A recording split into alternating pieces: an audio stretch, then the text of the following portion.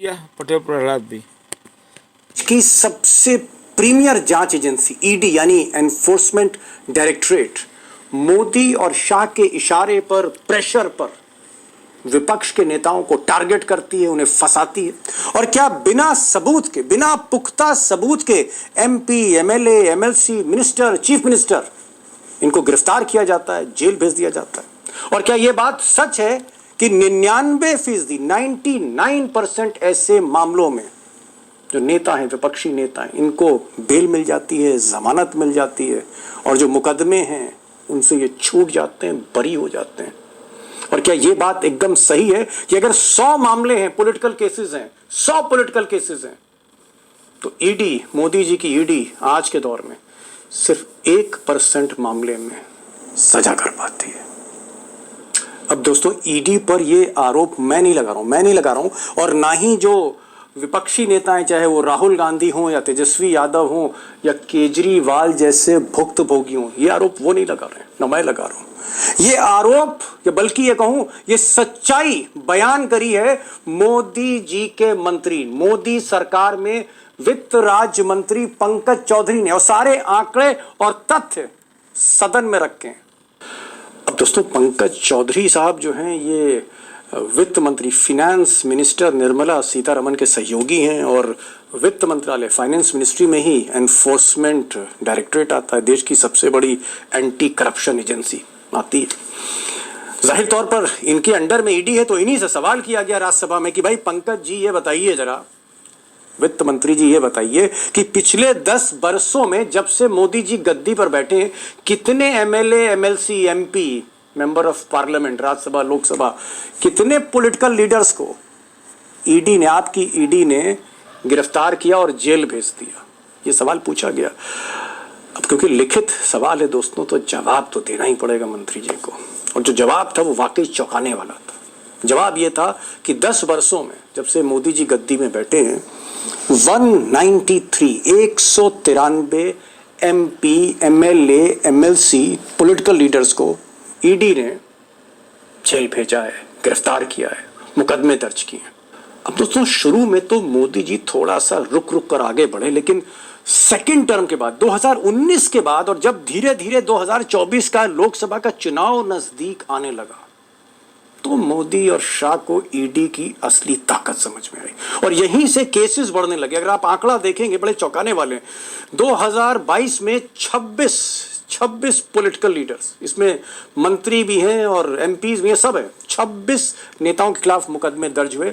2023 में संख्या 32 बढ़ गई, और 2024 लोकसभा से पहले, यानी 3-4 महीने, ये संख्या 27 हो गया। यानी कुल मिलाकर आखिरी 2-2.5 साल में लाइन लग गई विपक्षी नेताओं की। 85 नेता, लीडर, जिसमें एमपी हैं, जिसमें आप कह सकते हैं, अगर मैं नाम रखूं, जैसे महाराष्ट्र के पूर्व गृह मंत्री अनिल देशमुख हैं, उसमें कैबिनेट मंत्री वहां पर रहे महाराष्ट्र के नवाब मलिक हैं, उसमें दिल्ली के डिप्टी सीएम मनीष सिसोदिया हैं, चीफ मिनिस्टर अरविंद केजरीवाल हैं, उसमें संजय सिंह जैसे नेता हैं, उसमें झारखंड के सीएम हेमंत सोरेन हैं, उसमें इसी फहरिस्त में जेडीयू, जब नीतीश कुमार अलग होने से पहले जेडीयू के नेता हैं, आरजेडी के नेता हैं, बीआरएस जो केसीआर की पार्टी, उनकी बेटी को जेल भेज दिया गया था, तृणमूल कांग्रेस से तो थोक दर्जनों नेता जो जेल भेजे गए, फिर उद्धव ठाकरे की शिवसेना है, शरद पवार की एनसीपी है,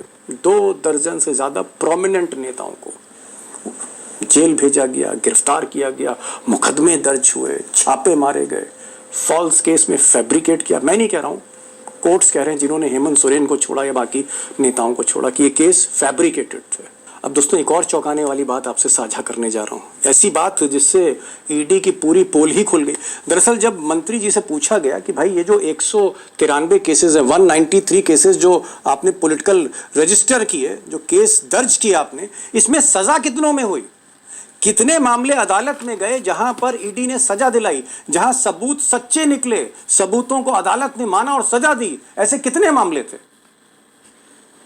और मंत्री जी की हवा निकल गई इसमें। लेकिन जवाब तो रखना था, क्योंकि लिखित सवाल है तो लिखित जवाब देना ही पड़ेगा। और जवाब है 193 में सिर्फ 2 मामलों में सजा हुई है। ओनली 2। अगर आप परसेंटेज निकालें कन्विक्शन यानी सजा की दर निकालें तो 1%। और इससे भी जो बड़ी बात है, हालांकि वो आपको बड़ी बात नहीं लगेगी, कि बीजेपी का एक भी आदमी इस लायक नहीं समझा ईडी ने कि उसके यहाँ जाके छापा मार दे। और जिन पे छापे मारे थे वो सब एनडीए में आ गए, उसमें चाहे प्रफुल्ल पटेल हों या अजीत पवार हों, इन पे जितने भी मामले थे सब के सब दबा दिए गए हैं। ईडी चुपचाप हाथ पे हाथ रख के बैठ गई है। वो चाहे प्रफुल्ल पटेल हों, चाहे वो अजीत पवार हों, चाहे और भी नेता हों, लंबी लिस्ट है वो भी जो वॉशिंग मशीन में धुल गए, उनको ईडी ने छुआ ही नहीं। गेम खेल रहे हो आप लोग, मैच फिक्सिंग है, और चुनाव के समय ही लालू यादव जी को क्यों बुलाते हो? अब बीजेपी की ABCDEF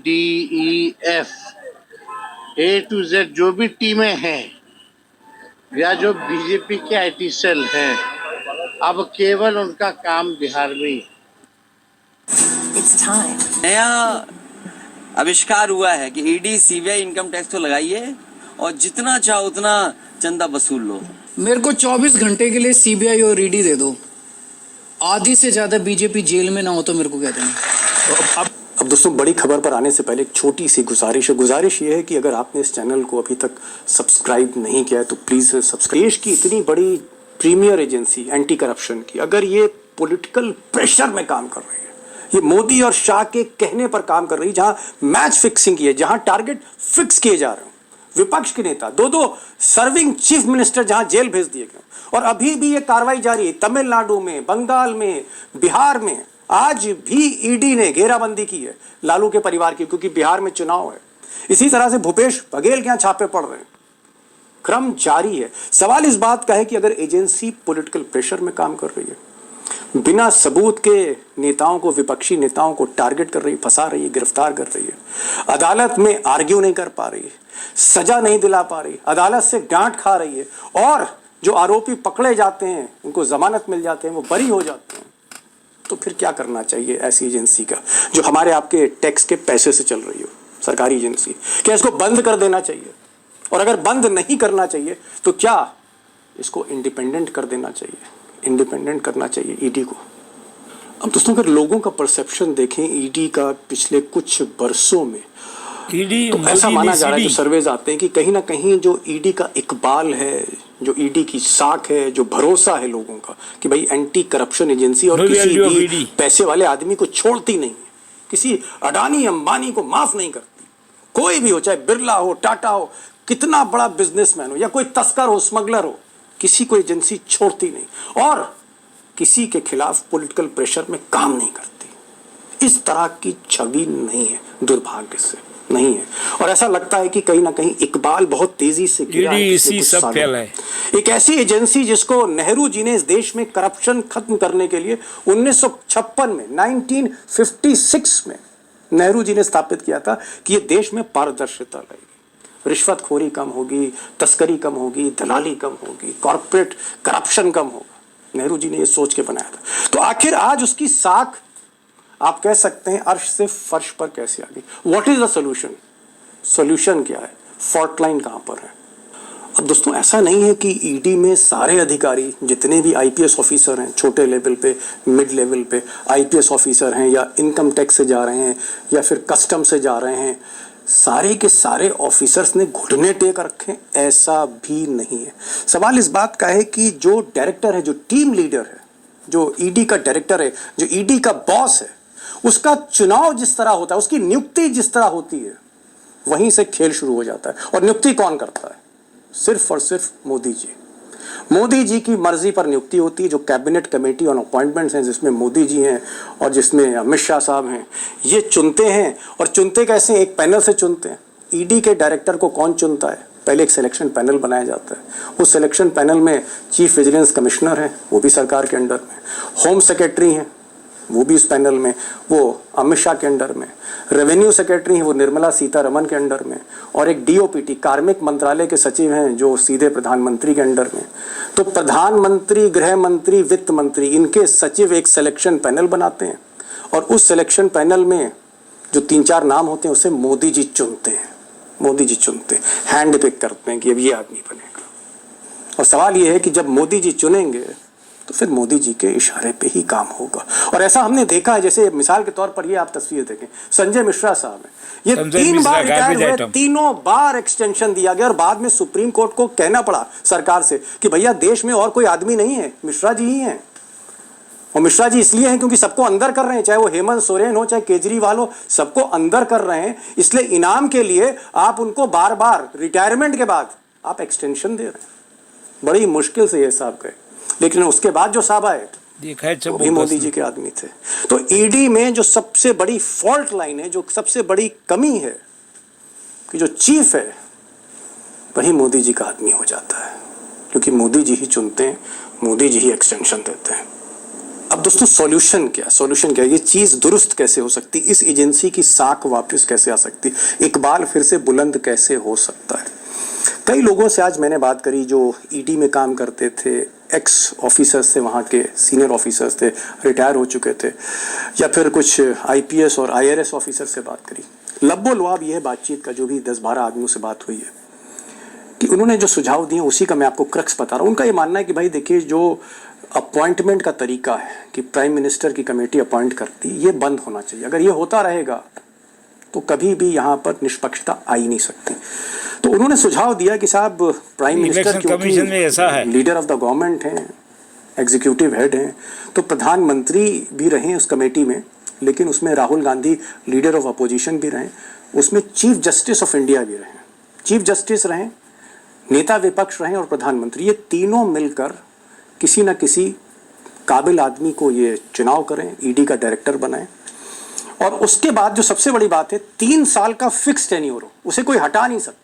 और सबसे बड़ी बात, जब वो आदमी 3 साल के बाद रिटायर हो तो कोई एक्सटेंशन नहीं हो, वरना एक्सटेंशन का लालच होगा तो फिर वो मोदी जी के साथ चला जाएगा। और उसके बाद जब वो रिटायर हो जाए 3 साल के बाद, तो अगले 5 साल तक रिटायरमेंट के बाद उसको किसी सरकारी पद पर बैठने नहीं देना, मतलब कोई भी पोस्ट रिटायरमेंट बेनिफिट नहीं देना है।